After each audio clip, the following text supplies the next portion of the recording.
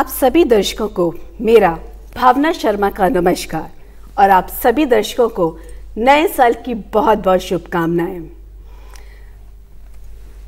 जैसा कि 2021 में हम लोग प्रवेश कर चुके हैं और इस नए साल में लगभग सभी ने कोई ना कोई संकल्प जरूर लिया होगा, चाहे वो अपने अंदर छिपी किसी बुराई को मिटाने का हो, व्यक्तिगत हो, सामाजिक हो या फिर देश को आगे बढ़ाने के लिए किया गया संकल्प हो।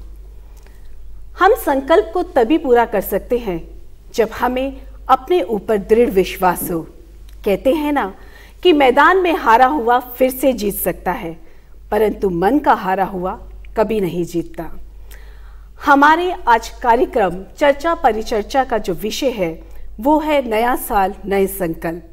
और इस विषय पर चर्चा करने से पहले चलिए हम अपने दर्शकों को अपने आज के मेहमानों से परिचित करा दें। हमारी आज की पहली मेहमान है शिक्षाविद डॉक्टर चेतना पोखरियाल जी। नमस्कार। नमस्कार भावना जी। हमारे आज के दूसरे मेहमान हैं वरिष्ठ पत्रकार भूपत बिष्ट जी। नमस्कार सर। हमारे आज के तीसरे मेहमान हैं पर्यावरणविद पद्म भूषण डॉक्टर अनिल जोशी जी। नमस्कार सर। नमस्कार। हमारे आज के जो चौथे मेहमान हैं वो है शिक्षाविद डॉक्टर SL भट्ट जी। नमस्कार सर। आप सभी का हमारे इस कार्यक्रम में बहुत बहुत स्वागत है और आप सभी को दूरदर्शन की तरफ से, हमारे दर्शकों की तरफ से नए साल की बहुत बहुत शुभकामनाएं। जैसा कि 2020 आप सभी को पता है कि हमारा कोरोना महामारी को जूझते हुए बीता। अब हम 2021 में एक नए जोश के साथ प्रवेश कर चुके हैं।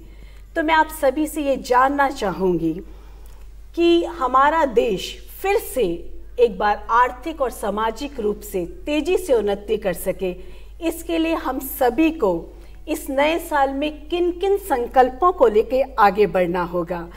मैम, मैं सबसे पहले आपसे शुरू करना चाहूँगी। सबसे पहले नए साल की शुभकामनाएं मैं दर्शकों को देती हूँ। ये नया साल हमारे लिए एक नई आशाओं के साथ उभरा है। मैं शिक्षाविद हूँ भावना जी, और शिक्षाविद होने के नाते और महिला भी हूँ, तो मैं बहुत तहे दिल से महिलाओं के एजुकेशन और उनके सामाजिक विस्तार के बारे में बहुत ज़्यादा सोचती हूँ। 30 साल हो गए हैं मेरे को इस जॉब में, तो मेरे को अब मैं उतना ही जुझारू रूप से उनके साथ काम भी किया है।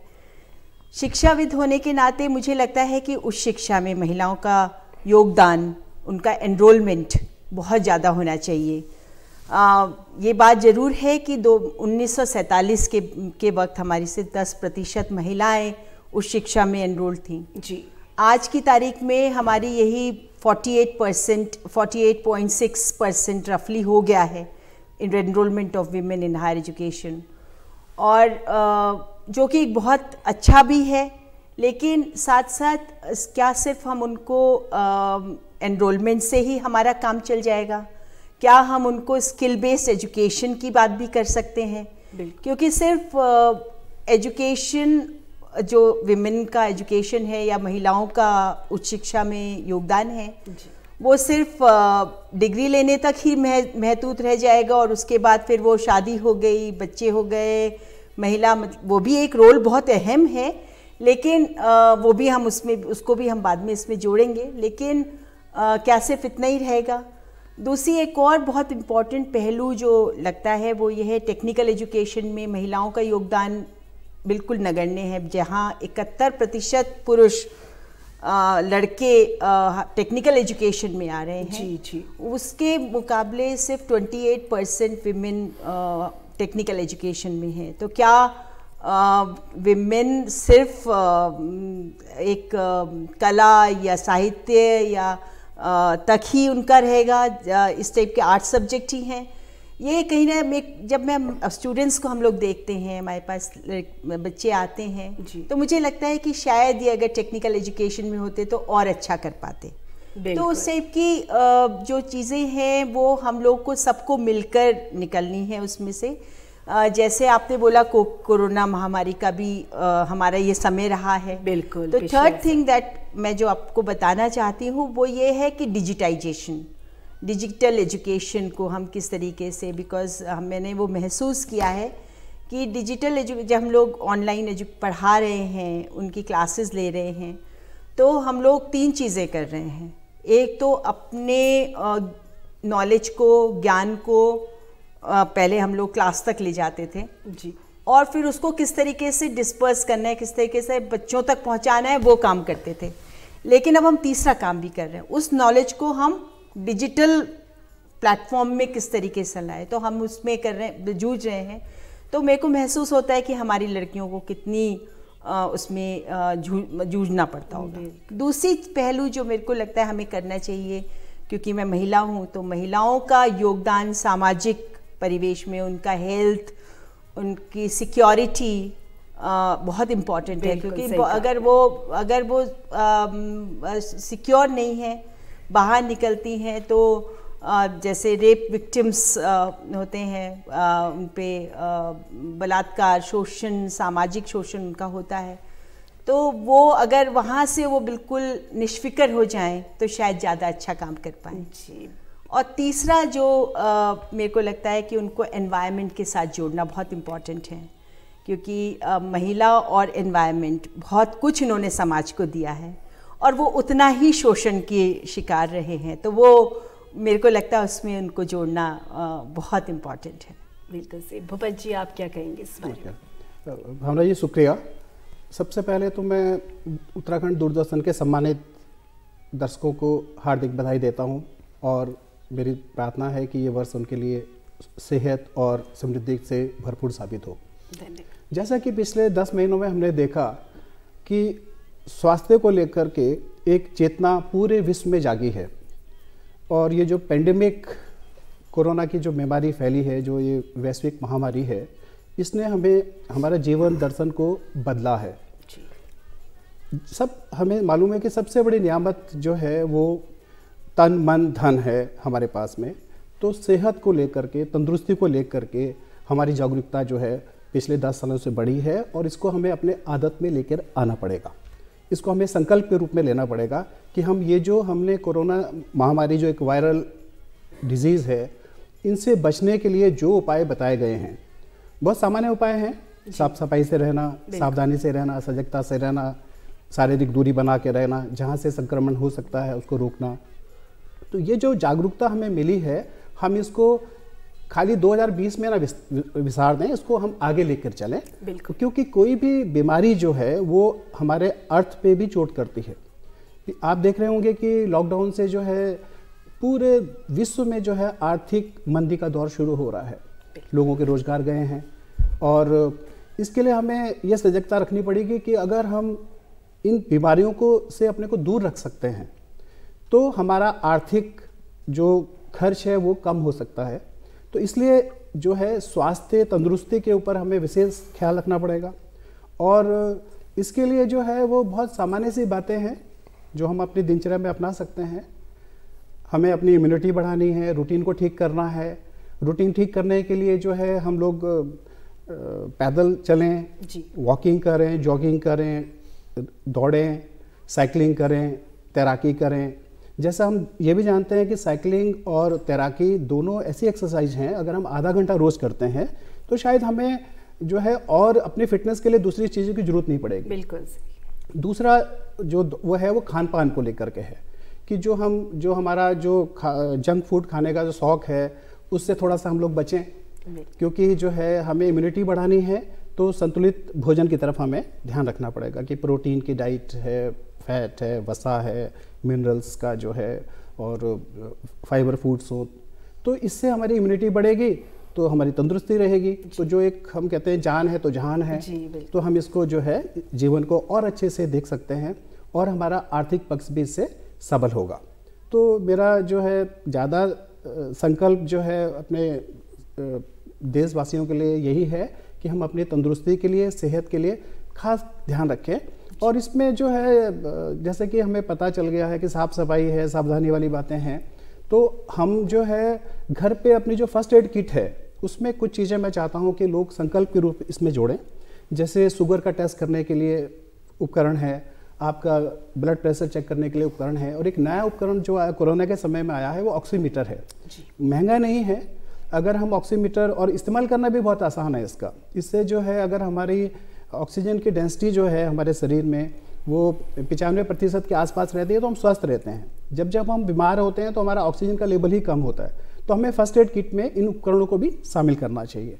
और जैसा मैंने पहले कहा कि खान पान पे अगर हम लोग अंकुश रखेंगे तो ये जो है हमारी सेहत तंदुरुस्ती ठीक रहेगी, और ये रहेगी तो हमारे आर्थिक पक्ष भी सही रहेगा। तो इस संकल्प के साथ हमें आगे बढ़ना चाहिए। बिल्कुल, बहुत बढ़िया। अनिल जी, आप क्या कहेंगे इस बारे में? मैं ये सोचता हूँ कि किसी भी हालत में 20 से 20 को नहीं भूलना चाहिए। ये दुनिया के लिए एक बड़ा संकट लेके आया और लेसन भी लेके आया है जी। और ये बात बड़ी साफ सी है कि 2020 में जो तमाम घटनाएं हुई, जैसे कि बीस जी ने भी कहा कि हमारे अर्थ को बड़ी चोट पहुंची, या दूसरी बड़ी चर्चा दुनिया में अगर कोई रही होगी तो कोरोना से मरने वालों की संख्या, ये जो पीड़ित होने वालों की संख्या। लेकिन इन दोनों की एक कड़ी थी, और वो कड़ी थी प्रकृति, क्योंकि कोरोना किसी दूसरी दुनिया से नहीं आया था, हमारे बीच का हिस्सा था। ये छेड़छाड़ के नतीजे थे कि कोरोना, वो जिन्न जो है बोतल से बाहर आ गया और उसने जो तबाही की उससे हम सब लोग परिचित हैं। लेकिन सबसे बड़ा सवाल ये है कि 2020 में अगर सबसे ज़्यादा याद किया गया होगा तो प्रभु को ही याद किया गया होगा, मेरी जान बच जाए। लेकिन देखिए कितना बड़ा संकट था कि सारे मंदिर, मस्जिद, चर्च सब बंद थे, मतलब प्रभु भी साथ छोड़ चुके थे। सत्य ये है, लेकिन प्रकृति ने साथ नहीं छोड़ा। अर्थव्यवस्था चली गई हो, जीडीपी पाताल पहुंच गई हो, लेकिन हवा आपके साथ थी, पानी आपको मिल रहा था, आपको सब्जी भाजी सब मिल रही थी। ये प्रकृति के उत्पाद थे। स्पष्ट समझ लेना चाहिए, प्रकृति और प्रभु में कोई अंतर नहीं है। एक बार प्रभु बंद भी हो जाए लेकिन प्रकृति आपका साथ नहीं छोड़ती, ये शिक्षा ले लेनी चाहिए। और दूसरी बड़ी बात, प्रभु तो किसी ने नहीं देखे, घंटी बजा लें आप कितनी भी, किसने देखा प्रभु को? हम में से किसी ने नहीं देखा। प्रकृति हर क्षण हमारे साथ है, तो इसलिए प्रभु और प्रकृति में अंतर कर लेना ये सबसे बड़ा दोष है हमारा। हमने प्रभु के सबसे बड़े प्रसाद, जो प्रकृति जिसे कहते हैं, हवा, मिट्टी, जंगल, पानी, इसको जिस तरह से नकारा है सारी दुनिया से लेके अपने देश ने, ये उसी का फल है। आपने जंगल ली लिए, नदियां मार दी, आपने प्राण वायु कहते हैं वही वायु प्राण लेने को उतारू हो जाए, और आप प्रभु से कहते हैं कि हमें क्षमा करें। सच तो यह है, प्रभु हमने नहीं देखे, प्रकृति हमारे साथ है, उसे हम रोज देखते हैं, रोज महसूस करते हैं। तो पहला लेसन होना चाहिए कि प्रकृति और प्रभु में कोई अंतर नहीं है, प्रकृति ही ज़्यादा महत्वपूर्ण है तुलना में प्रभु के, वो हमारे साथ है। दूसरी बात, हम में से कितने लोग, जो चर्चाएं चली 2020 में और अभी भी जिंदा है इसी रूप में कि कोरोना ने इतने मार दिए, हमारी व्यवस्थाएं सब चरमरा गई, ये हो गई, सो हो गई, और वो रोमांचक के रूप में जरूर हमने उस समय कहा होगा, यहाँ से हिमालय दिख रहा है, आसमान के तारे दिखाई दे रहे हैं। मतलब ये था कि प्रकृति माँ है और वो फिर भी आपके साथ है, क्योंकि ये बात तो माता भूमि पृथिव्याम पुत्रा हम, ये तो बात कही जाती है। बिल्कुल, बिल्कुल, हम सब उसके पुत्र हैं, माता साथ रहती है सब। वो तो ये हमारे शास्त्रों का बड़ा कहना है कि कुपुत्रो जाए तो क्वचिदपि कुमाता न भवती। इस सारी घटना के कुपुत्र हम ही, और माता ने साथ दिया, कम से कम बचा के रखा। इसलिए शायद जो सबको संकल्प लेना चाहिए, और ये मेरा ही नहीं, देश और दुनिया के सब, ये हमारे देश का सवाल नहीं है, सारी दुनिया का सवाल है, सारी दुनिया का संकल्प होना चाहिए कि एक इकोलॉजिकल रिस्पॉन्सिबिलिटी होनी चाहिए, आपका पारिस्थितिक दायित्व होना चाहिए कि आप जहां अपने लिए जुटाते फिरते हैं हर चीज को, वहीं उसी तरफ उस प्रकृति के प्रति अपने दायित्व का समय है। और यही हमने सब ने मिलकर तय किया है कि हम एक इकोलॉजिकल रिस्पॉन्सिबिलिटी ये रियलाइज करें। आप जिस भी रूप में, चाहे संगठन हो, चाहे सरकार हो, चाहे व्यक्ति विशेष हो, जो भोगेगा उसको जोड़ना होगा। प्रकृति यही मांगती है। तो यही कुछ है जिन पर हम सबको एक नए सिरे से सोचना होगा। जी, देखिए, जहान तब होगा जब जान होगी। बिल्कुल सही। तो अर्थ जहान है और जान प्रकृति है। तय कर लीजिए कि आपको जान भी चाहिए, अगर जहान भी चाहिए तो मिला के सोचिए। जी जी, SL भट्ट जी, आप क्या कहेंगे इस विषय पर? मेरा इस विषय में ये कहना है कि कोविड-19 ने हमें जो एक बहुत बड़ी शिक्षा दी है, हमारे स्कूल, कॉलेजेस, छोटे बच्चे जो भी करीब 10 महीने से बंद पड़े हैं, बच्चों में कुंठा की भावना जागृत हुई कि अब हमारा आगे क्या होगा। युवा हैं, उनको ये लगा कि हमारे कंपटीशन नहीं होंगे, हम आगे क्या करेंगे, हमारा एडमिशन होगा नहीं होगा, हमारे भविष्य का क्या होगा, रोज़गार का क्या होगा।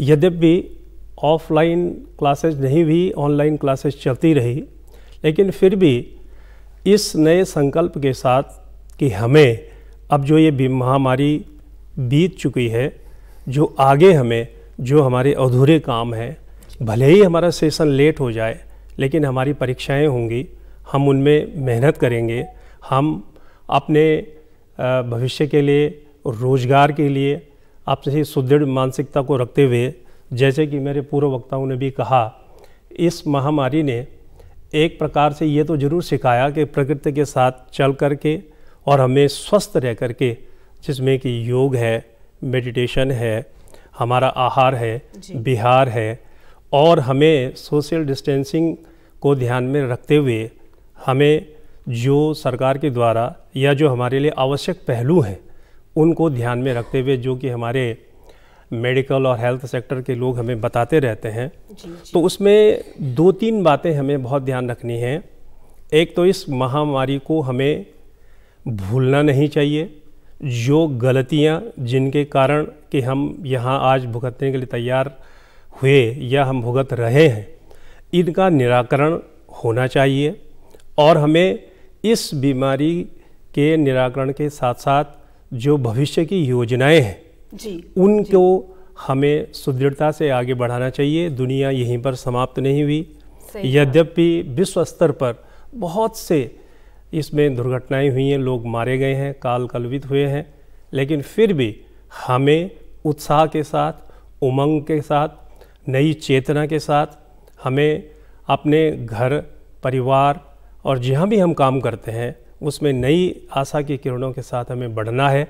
यही हमारे नए साल के संकल्प होने चाहिए कि जिन गलतियों की वजह से हमारे सामने भीषण ये आपदा आई है, उसके निराकरण के लिए जो हमसे हो सकता है, जो सरकारें कर रही हैं, उनके सहयोग के लिए हम काम करें। अमूमन ये देखा स्कूल कॉलेजेस में, हम चूँकि शिक्षाविद हैं, स्टूडेंट समझते हैं उससे कोई फ़र्क नहीं पड़ता, सोशल डिस्टेंसिंग क्या होता है, मास्क पहनने से क्या होगा, और इस बार नहीं होगा, ये सेशन 0 हो जाएगा तो आगे हो जाएगा। वो ठीक है, सरकार को प्रजा के संरक्षण के लिए कार्य तो करने पड़ते हैं और कर रही है सरकार, लेकिन हमारा भी एक नागरिक होने के एक दायित्व है, हमारा बनता है कि हम अपने अपने क्षेत्रों में प्रकृति के साथ संतुलन बना करके, जैसे कि हमारे बीच प्रसिद्ध पर्यावरणविद डॉक्टर जोशी बैठे हुए हैं, उन्होंने बिल्कुल सही बात की कि प्रकृति हमारी माँ है और इसकी गोद में हमें रहते हुए कैसे सीखना है और आगे बढ़ना है। इन्हीं व्यवस्थाओं के लिए हमने जो चीज़ें देखी हैं, आपने देखा योग की बात हम करते हैं, मेडिटेशन की बात करते हैं, ध्यान की बात करते हैं, प्राणायाम की बात करते हैं, सकारात्मक सोच की बात करते हैं, अच्छे खान पान की बात करते हैं, और खाने पीने में जो सावधानी है उनकी बात करते हैं। ये सारी चीज़ें हमें, क्योंकि जब समाज और राष्ट्र स्वस्थ होगा तो हम आगे बढ़ेंगे, सोचने की क्षमता बढ़ेगी और हम समय के साथ आगे बढ़ते चले जाएंगे। तो इस साल के जो नए संकल्प हैं वो मानसिक दृढ़ता हमें चाहिए, हमें स्वस्थ स्वास्थ्य और हमें जो हमारी अधूरी योजनाएं रह गई हैं या जो पेंडिंग पड़ गई हैं उनमें गतिशीलता लानी है। बिल्कुल यही मुख्य उद्देश्य है कि जो कि आज का टॉपिक भी यही है कि भाई नए संकल्प यही होने चाहिए कि ताकि हमारा राष्ट्र उन्नति करे, हमारा समाज उन्नति करे, हमारे विद्यार्थी, युवा, महिलाएं और हमारी युवतियां जिनके उनके जो संकल्प हैं वो पूरे हों और वो ज़िंदगी में आगे बढ़े। जी बिल्कुल सही कहा आपने। भूपत जी ने एक बात कही कि सबसे ज़्यादा जो प्रभाव पड़ा है वो युवाओं पे पड़ा है। युवाओं पे सबसे ज़्यादा प्रभाव पड़ा है, वो कहीं ना कहीं टूट गए हैं, वो अपना विश्वास खो बैठे हैं कहीं ना कहीं। तो मैं चाहूँगी चेतना मैम आप इस बारे में कुछ बोलें ताकि हमारे युवा जो हैं उनमें एक दोबारा से एक उत्तेजना पैदा हो, एक दोबारा से उनमें एक जोश पैदा हो। तो मैं चाहूँगी कि आप युवाओं के लिए कुछ कहें। भूपत जी ने बिल्कुल सही बोला कि युवाओं को लेकर सर ने भी, भट्ट सर ने भी बोला है, जोशी सर ने भी बोला है कि कैसे युवाओं का इसमें योगदान और कैसे उनको मेन स्ट्रीम में लाया जा सकता है। उसका सबसे बड़ा जो मैं महसूस करती हूँ वो ये है कि उनके लिए तो परियोजना होनी तो चाहिए, लेकिन उनको साथ लेकर भी होनी चाहिए। जैसे मैंने आपको बोला, एनवायरनमेंट की बात करी मैंने कि महिला और एनवायरनमेंट दोनों ही एक दूसरे के पूरक हो सकते हैं। बिकॉज हम लोग अपने उसमें विद्यार्थियों को भी यही बताते हैं कि हम लोग किस तरीके से अपने डेली जीवन में, रूटीन में हम लोग किस तरीके से छोटी छोटी चीज़ों से अपना एनवायरनमेंट को, पर्यावरण को बचाया जा सकता है। हमारे राष्ट्रीय सेवा योजना सरकार की चली है और मैं उसमें मैंने काम किया है एज प्रोग्राम ऑफिसर, और हम लोग उनको लेकर जाते थे मलिन बस्तियों में, जो ये लोग हैव्स और हैव नॉट्स के बीच में लेकर जाना और पर्यावरण की उनको संरक्षण के बारे में बताना। उनको लेक्चर्स उन लोग के लिए हम लोग करवाते थे, लेकिन वो जो एक्टिव पार्टिसिपेशन जो चाहिए, और वो जैसे बताया, सबने ही बोला कि 10 महीनों से हम लोग बिल्कुल घर में बंद पड़े हैं, तो एक इनएक्टिविटी और पैसिवनेस आ गया कि हम क्या कर सकते हैं। तो वो क्या कर सकते हैं से लेकर उनको लेकर जाना है कि हमें क्या करना है। जैसे मैं कई बार हम लोगों ने अनिल जोशी सर से भी हम लोगों की बात हुई थी, उसमें भी हम लोगों ने यही था कि रीमॉडलिंग होनी चाहिए। जो सर कर रहे हैं उसको हम किस तरीके से छोटे छोटे उसी के रीमॉडलिंग हम लोग कॉलेजेस में करें।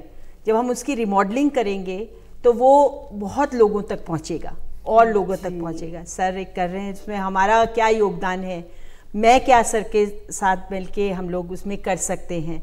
वो एक बहुत बड़ा एक अच्छा एक परियोजना आ सकती है उसमें। फिर दूसरा मैंने बोला था डिजिटाइजेशन की बात हुई थी जी। उससे पहले एक हम लोग परिचर्चा कर रहे थे कि 2030 तक डिजिटाइजेशन हो जाएगा ऑफ एजुकेशन इंडिया में, जैसे शिक्षा का डिजिटाइजेशन जैसे बाहर देशों में होता है।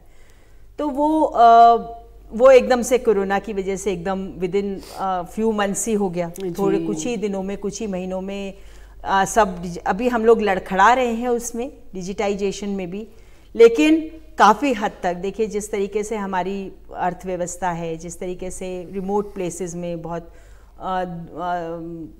उत्तराखंड के दूरगामी गाँव में हमारी स्टूडेंट्स हैं, वहाँ फंसे हुए हैं, तो वो हम लोग को बताते हैं किस तरीके से हम लोग ऑनलाइन एजुकेशन में हम लोग नहीं आ पा रहे हैं। तो इससे कि परियोजना अगर हम लोग उसको ठीक से वो करें तो उनको हम मोटिवेट कर सकते हैं, उनको प्रोत्साहित कर सकते हैं कुछ अच्छा करने के लिए, चाहे वो शिक्षा के क्षेत्र में हो।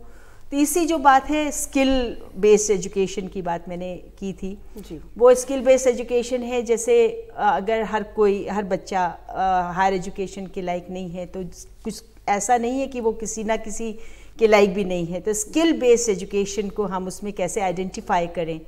नई शिक्षा नीति में वो सरकार ने उसको लेकर आए हैं, जो कि एक बहुत बड़ा कदम रहा है, लेकिन उसको किस तरीके से क्रियान्वित करना है वो भी एक बहुत बड़ी मोटिवेशन फॉर द यूथ हो सकता है, और स्पेशली महिलाओं के लिए तो बहुत बड़ा, क्योंकि महिलाएं कुछ ना कुछ हाथ का काम जानती हैं, जानती हैं। ऐसा नहीं है कि कुछ नहीं जान। कौशल विकास। हाँ, कौशल विकास, जो स्किल वो उनको आइडेंटिफाई करके उनको उसमें लाया जा सकता है कि किस तरीके से वो अपने कौशल को विकास करके और उसको स्मॉल एंटरप्रेन्योरशिप जैसे एक छोटा व्यवसायिक में आ जाएं, तो वो बहुत इम्पोर्टेंट मतलब बहुत बड़ा एक काम वो रहेगा। जी भूपत जी, आप हमारे युवाओं के लिए क्या कहेंगे? इस नए साल पर वो किन संकल्पों को लेके आगे बढ़े? अभी डॉक्टर चेतना मैम ने बताया कि वो युवाओं के बीच में हैं और उनमें एक हताशा निराशा की भावना घर करती जा रही है। बिल्कुल। तो ऐसा भी नहीं है, क्योंकि पिछले 10 महीनों में हमने हर चीज़ के लिए कुछ नए आयाम स्थापित किए हैं। जैसे कि वर्क फ्रॉम होम का जो कल्चर हमारे देश में आया है, बिल्कुल नया कॉन्सेप्ट है। आज जो बच्चे बेंगलोर में और दूसरे आईटी सेक्टर्स में काम कर रहे थे, वो आज अपने घरों से काम कर रहे हैं। इसका मतलब है कि जब भी कभी ऐसी विषम परिस्थिति होती है तो हम अपने घर से भी अपना जीवन आगे बढ़ा सकते हैं। और डॉक्टर जोशी ने बताया कि अगर हमने अपने पर्यावरण के साथ खिलवाड़ किया तो हमें ये सब कीमतें चुकानी पड़ेंगी। बिल्कुल। तो मेरा, जैसे मैंने पहले कहा कि तंदुरुस्ती सेहत बहुत ज़रूरी है, तो हंसी खुशी हमारा जो होता है उसमें सबसे अच्छी एक्सरसाइज मानी गई है कि अगर हम हंसते हैं, खिलखिलाते हैं, तो हमारे शरीर की सारी मांसपेशियां जो हैं उससे एक्टिव हो जाती हैं। तो एक बात तो ये हो गया। दूसरा ये कि जो टर्म्स हमारे लाइफ में आए हैं पिछले 10 महीनों में, तो हम उसको भूलें ना।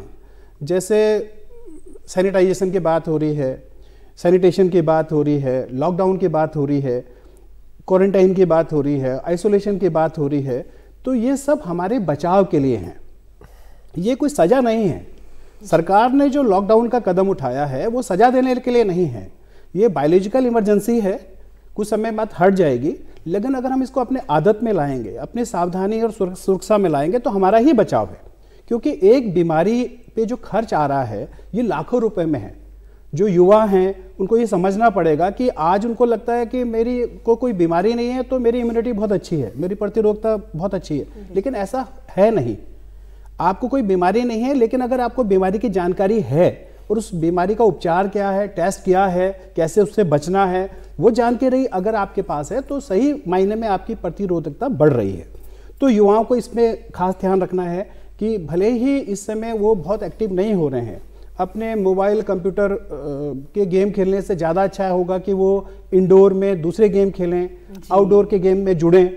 जैसे मैंने पहले कहा कि साइकिलिंग और स्विमिंग 2 इतनी अच्छी एक्सरसाइज हैं कि जो आपको बहुत ही फिजिकल फिट रखती हैं। आधा घंटा करना है तो आपका पूरा मन, तन, धन सब अच्छे से संवर्धन होगा उसका। और वर्क फ्रॉम होम का कल्चर आ गया है, तो वो कौन सी छोटी छोटी स्किल्स हैं जिसको हम अपने घर से कर सकते हैं। क्योंकि आपको, जैसे चेतना मैम ने कहा कि डिजिटलाइजेशन ने आपको जो एक क्रांति की है कि हम पूरे विश्व से जुड़े हैं।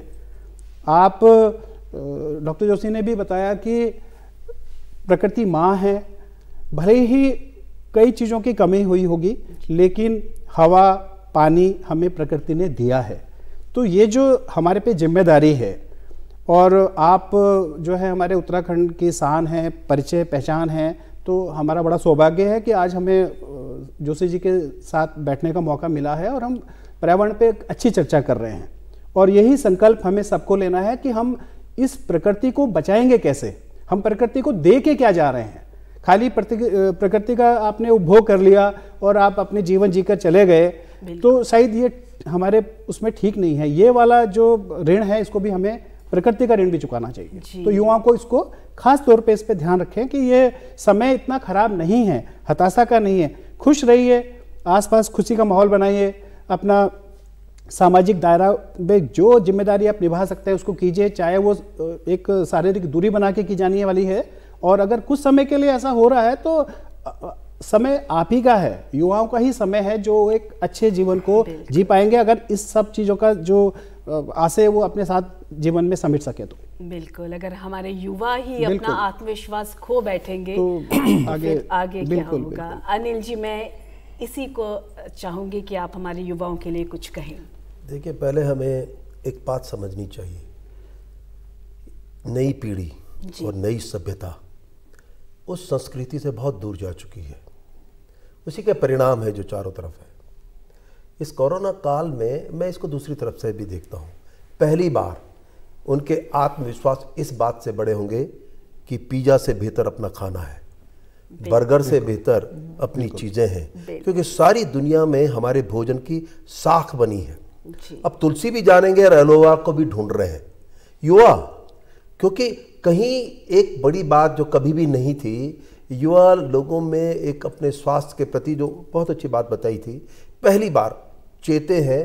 भय था कोरोना का, इसलिए उन्होंने इसकी खोज भी शुरू की, क्या क्या नहीं है। अंततः उनको एक बात तो दुनिया भर के उनके समझ में भी आई होगी कि दुनिया में हमारे भोजन के बारे में शोध की शुरुआत की चिंता हो रही है अब कि आखिर भोजन में क्या है, क्योंकि हमारे भोजन में जरा हल्दी है, अजवाइन है, जीरा है, सब है। ये सब इम्यूनिटी बूस्टर होंगे या हमारी मेटाबॉलिज्म को बेहतर करते हैं। तो पहली बात तो यह है कि जिस सभ्यता में हम हैं वो सभ्यता भोगवादी है। हमने अपने युवाओं को क्या सिखाया? जितना ले सकते हो खाओ, जितना कर सकते हो नए नए संस्कृति से हम दूर। संस्कृति संरक्षण सिखाती है और सभ्यता भोगवादी आपको गुण, आपके अंदर अवगुण पैदा करती है। पहली बात है कि इस सारे काल में कहीं आत्मविश्वास बड़े हैं उनके। और मुझे बड़ा अच्छा लगता है कि अब नई नई दवाइयाँ इस रूप में आ रही हैं जो गांव के उत्पादों पर आधारित है और हमारे उत्पाद को इम्यूनिटी बूस्टर करके बड़ा परोसा जा रहा है। और ये सब भारत की कला है, परंपराएं हैं।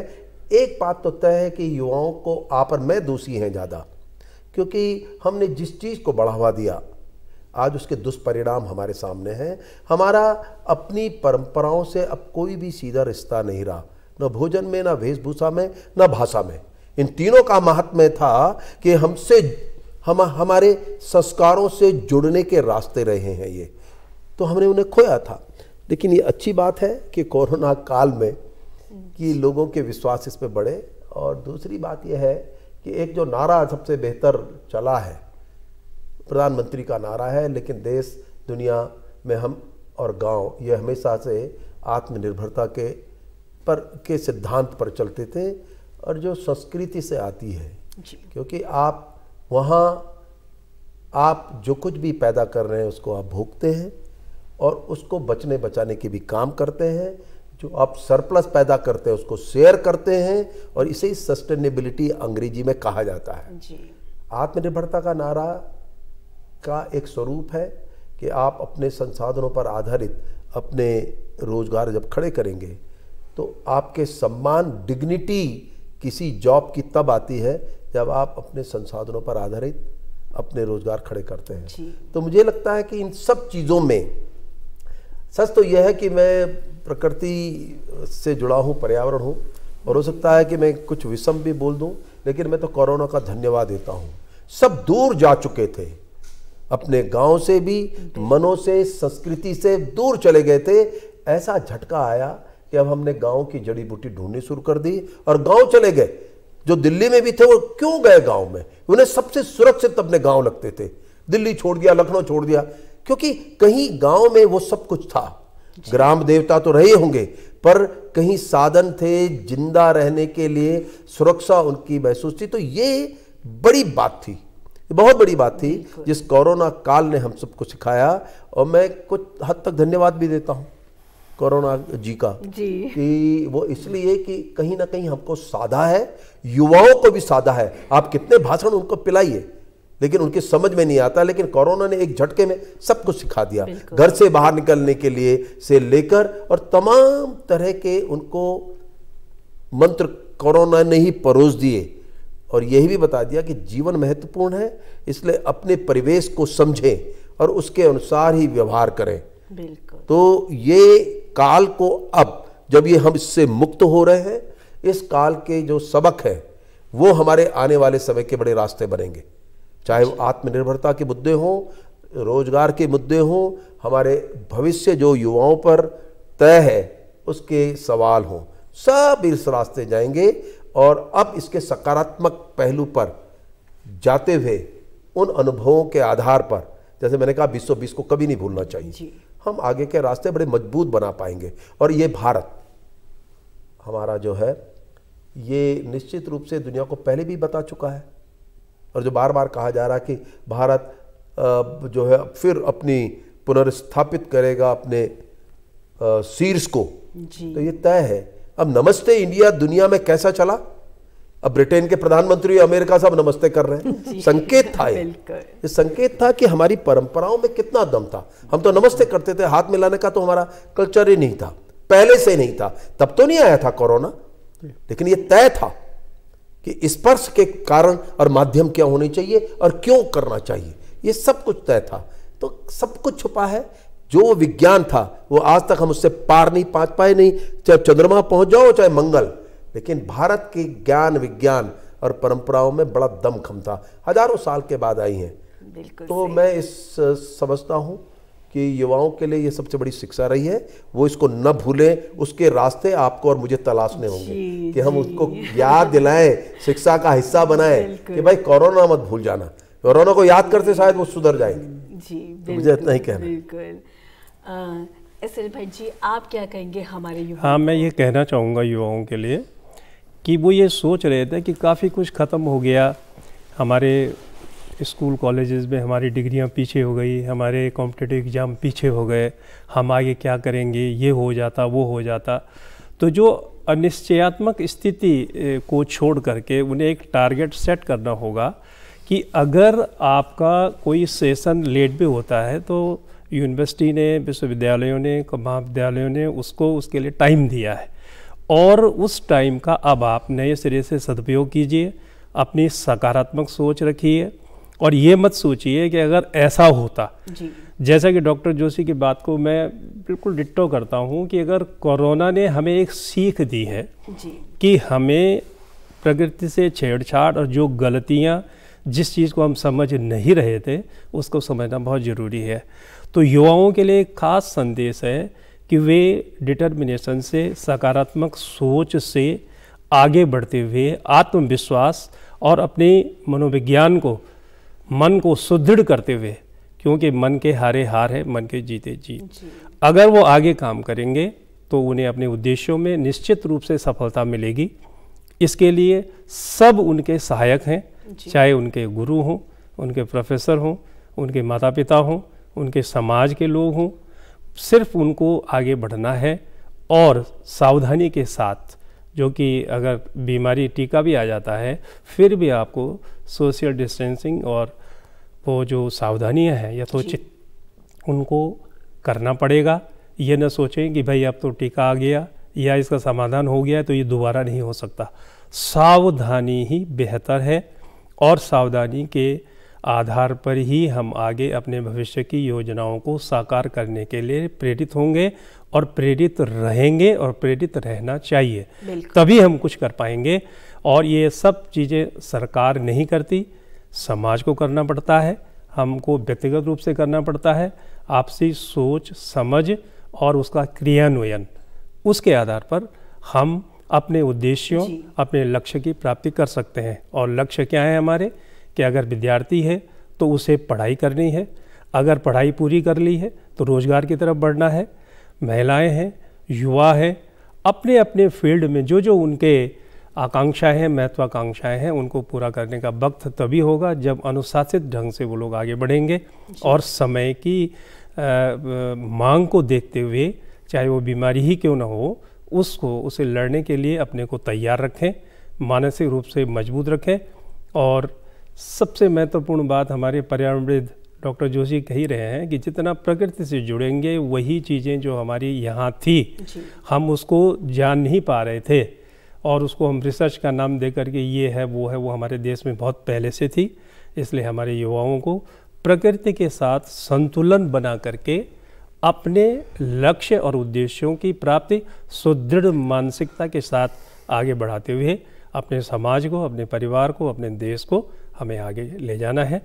और मैं यही कहना चाहूँगा कि जो बीता उसके बारे में ना सोचें, आगे कैसे बढ़ना है, उन गलतियों को सुधार करके हम आगे बढ़ने का प्रयास करें। जी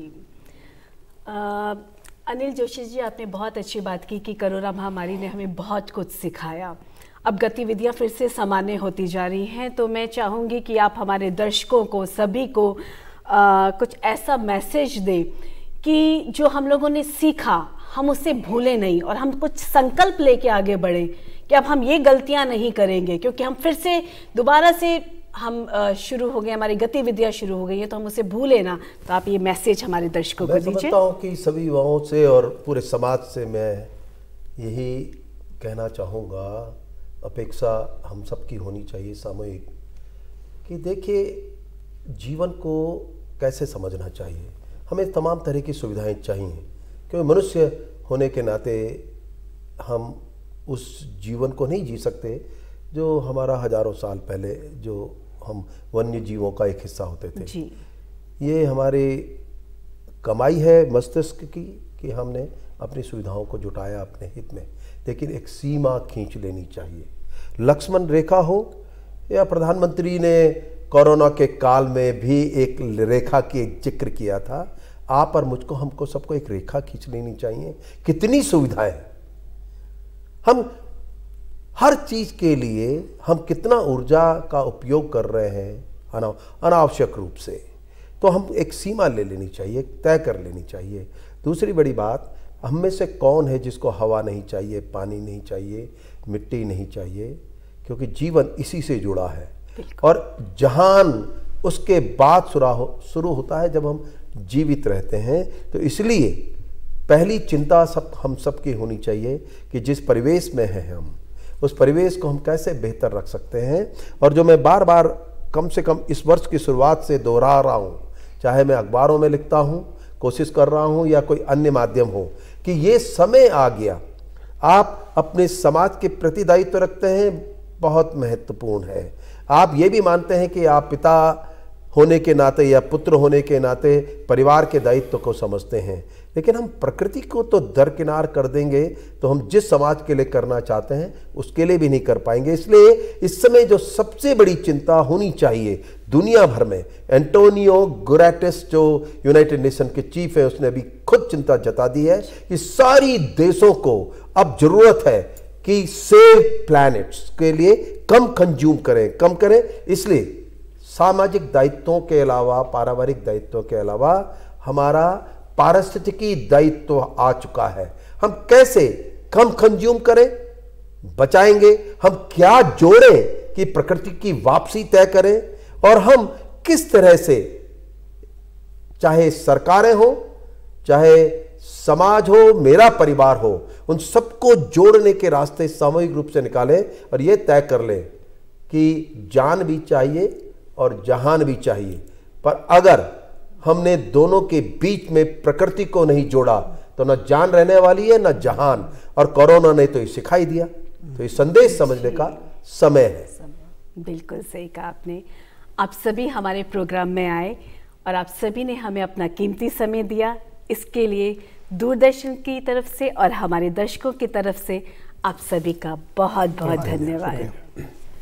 उम्मीद करती हूँ आप दर्शकों को हमारा ये प्रोग्राम बहुत अच्छा लगा होगा। नमस्कार।